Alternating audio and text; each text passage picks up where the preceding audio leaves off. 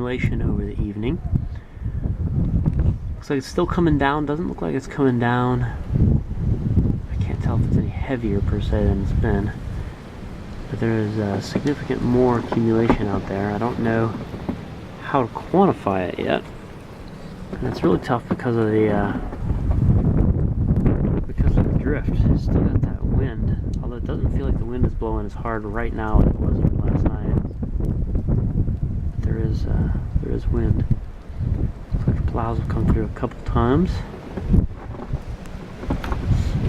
Our neighborhood is not one of the more wealthy neighborhoods in the city, so one of the last to get the snow plowed. You can see that the plows are throwing the snow up on the car. Trying to get out. Ooh, that wind's bad. That's what it was last night. So again, the drift is just on the sidewalks snowblow right now. Not sure if it's going to last.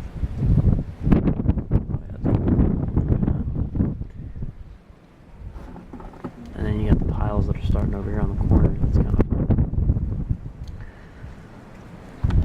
We'll see if it warms up. Those will be fun piles later for the kids to play on. Alright, still going. It's about 7 a.m.